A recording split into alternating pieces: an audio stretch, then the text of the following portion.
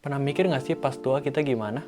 Pas tubuh kita udah nggak sekuat sekarang, pas muka kita udah keriput, pas rambut kita jadi putih lah, pas kita udah jadi pikun, kan nggak enak ya mikirin itu. Tapi nggak bisa dipungkiri bahwa kita bakal tua pada akhirnya. Dan itu sering orang lupa bahwa kita nanti ya bakal tua. Tapi tahu nggak kalian, di Okinawa, Jepang, orang-orangnya tuh hidup sampai 100 tahun dan nggak pernah sakit seumur hidupnya. Gimana ya caranya? Mau tahu rahasia mereka? Nonton video ini ya.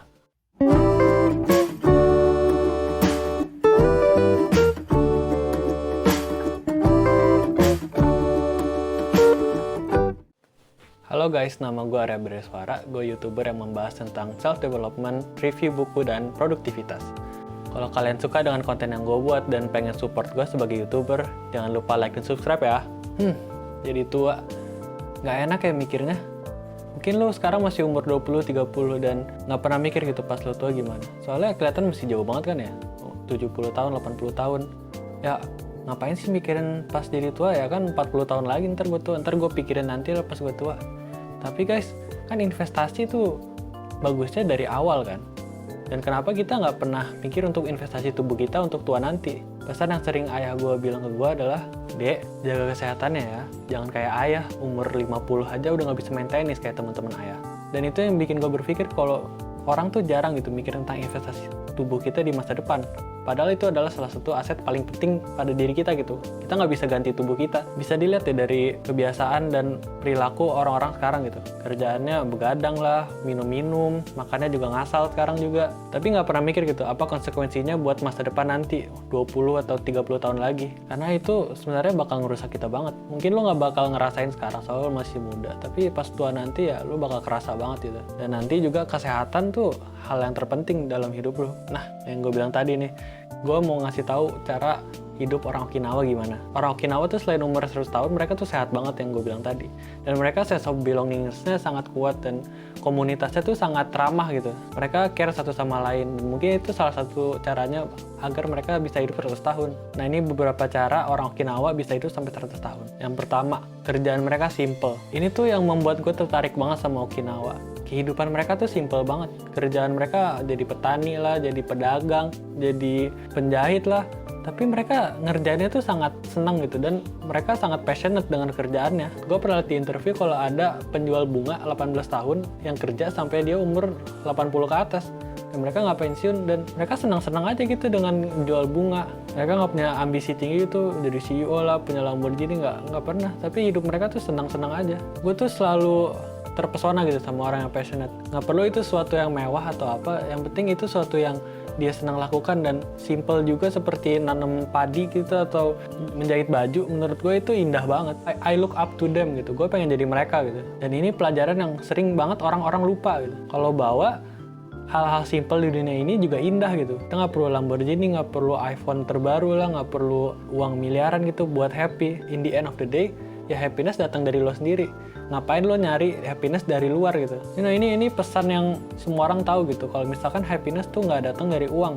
Semua orang udah tahu, semua orang pernah dengar. Tapi semua orang masih ngejar uang. Kenapa sih itu? Ya memang uang itu penting, tapi at some point ya lo harus mikir kalau uang itu nggak beli apa-apa akhirnya. Oke, pesan yang gue pengen kasih adalah coba lo tanya ke diri lo sendiri apa sih yang lo mau sebenarnya. Soalnya yang kita mau tuh sebenarnya simple dan mungkin sebenarnya lo udah punya semua itu. Lu cuma nggak realize itu aja. Yang sebenarnya kita inginkan ya to be happy, to have a family, punya teman yang deket sama lo, dan punya kerjaan yang lo suka dan lo dibayar dengan adil.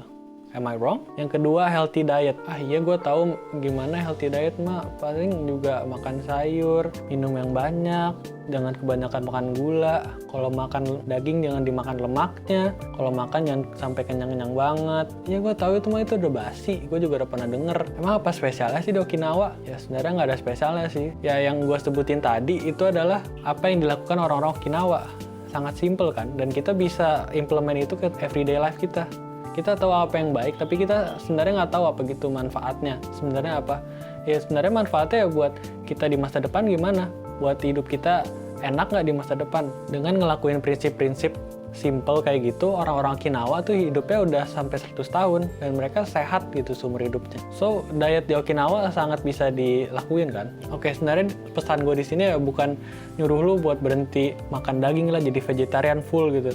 Ya enggak, gue juga suka makan daging, gue juga suka makan McD gitu. Yang gue inginkan adalah setiap lu makan, lu pikir 2 kali gitu. Apakah makanan ini bagus gitu buat gue? Apakah diri gue di masa depan bakal kesel sama diri gue yang sekarang gitu? Kalau gue bisa ngasih pesan ini ke lu, gue rasa konten ini udah sukses. Yang ketiga, friends and family. Ya ini udah pasti banget ya.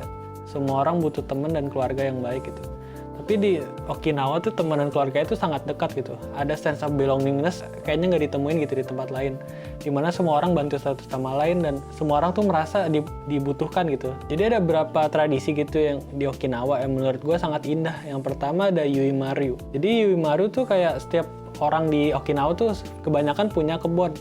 Jadi di setiap bulan tetangga-tetangga dan temannya tuh datang ke kebunnya dan mereka bantu-bantuin ngurusin kebunnya itu. Dan gue rasa itu indah banget ya sih. Jadi kumpul-kumpul gitu ngurusin kebun, kakek-kakek dan nenek-nenek kumpul.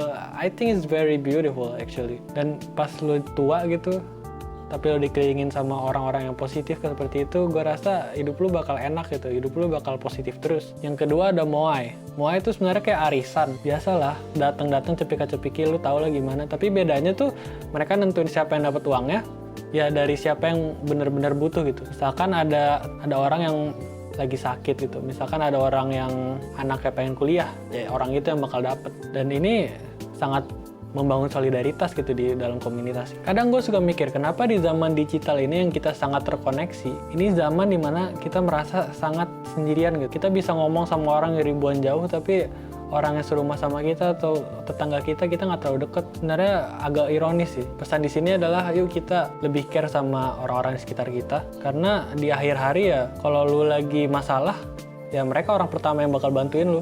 Yang terakhir adalah active lifestyle. Yang gue bilang tadi, kalau orang-orang Okinawa tuh sebenarnya nggak pernah pensiun, mereka kerja sampai mereka meninggal. Itu yang membuat mereka aktif dan memberi mereka tujuan gitu buat hidup. Dan bagi orang-orang yang kerja tuh ada panti jompo di Okinawa. Dan panti jompo di Okinawa tuh bagus banget. Mereka tuh kadang orang tuanya tuh joget, diajak main, disuruh main gitar gitu. Itu menurut gue indah banget ya. Orang-orang di sana tuh sangat menghormati orang tuanya. Karena mereka tahu kalau suatu saat ya mereka bakal kayak gitu juga. Jadi kalau misalkan masih punya kakek atau nenek ya coba urus dengan baik ya. Ya minimal ajak mereka ngomong gitu. Pasti mereka sangat appreciate apa yang lo lakuin ke mereka. So itu aja guys, cukup simple kan? Pasti lo bisa implementasiin juga ke hidup-hidup lo. Gue buat video ini buat ngasih tahu kalian to slow down in life gitu. Soalnya terlalu banyak orang yang pamer-pamer kekayaan, yang membuat kita pikir bahwa, oh kalau misalkan gue nggak punya Lamborghini, kalau gue nggak punya X, nggak punya Y, gue nggak bakal seneng. Padahal kan aslinya ya enggak. Lo bisa seneng sekarang juga. Gue nggak bilang buat lo nggak boleh ngejar-ngejar harta-harta dunia di sini. Tapi gue cuma mau ngasih tahu lo kalau lebih aware ke simple things in life yang lo punya sekarang. Kalau kita bisa apresiasi hal-hal kecil di dunia ini, gue rasa hidup kita bisa jadi lebih baik. Udah itu aja dari gue, peace out bro.